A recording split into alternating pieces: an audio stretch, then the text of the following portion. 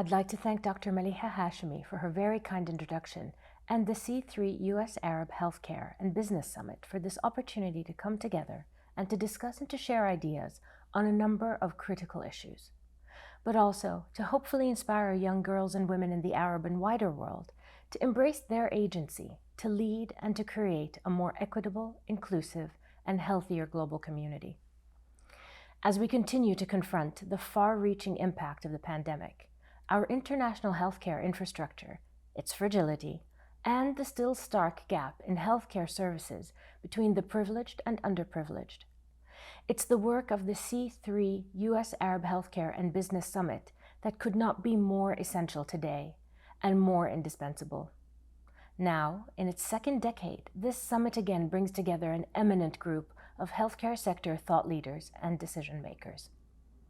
This is a group that understands our global healthcare challenges, the absolute need for high-quality healthcare for all, and the need to shift from a paradigm of sickness to prevention, well-being, and proactive medicine. Your presence here today, your accomplishments, your commitment to improving, enhancing, and expanding global healthcare service. It leaves me absolutely humbled to be recognized with this distinguished group of 2022 C3 Women Global Transformation Award.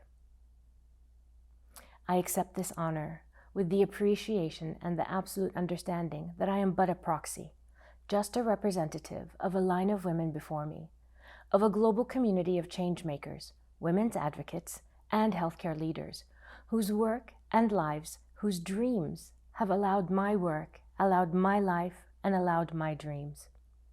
I accept this award for them, I share it with them, and because of my ability to promote transformation, it is only possible because others have embraced the same call and cleared that path for me. And for those of you familiar with today's Saudi Arabia, you're aware that change, transformation, is now the most common social and cultural denominator influencing guiding our kingdom.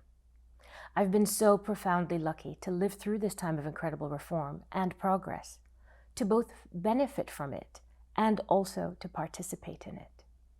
In the workplace, I was, with my team, able to make sure that when the door opened to women, that we made sure women were able to fully take advantage of this opportunity through workplace skills, financial literacy, and childcare.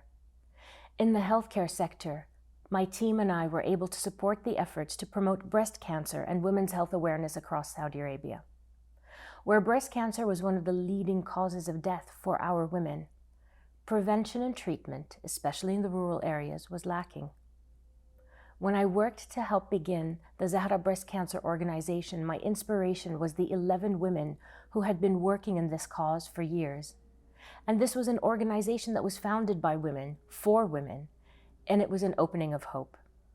Because a woman in control of her health is truly an empowered woman.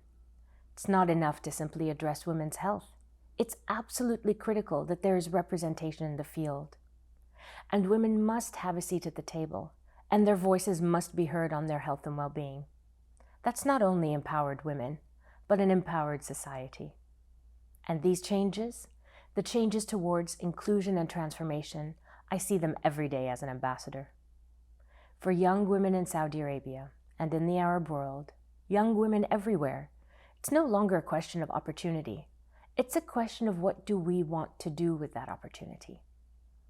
The doors are opening, and young women no longer need to step lightly. Instead, we need to step boldly. The present, the future, it needs our leadership. Our nations can't be secure, they can't succeed, and they can't lead if they keep some of the best and most able on the sidelines. So to young women, creative, innovative, inspiring young women, I say, take your place, move to the front, we'll be lost without you. And let me suggest to you, all of us, we become agents of change, leaders, when we don't try to be agents of change and leaders. Recognition, becoming a role model. These aren't goals. These are byproducts. These are not the reasons we do what we do. They're not the reasons we go to work.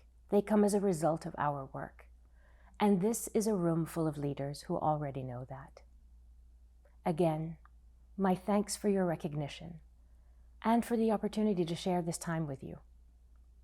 I'm profoundly humbled, and I wish you all much success.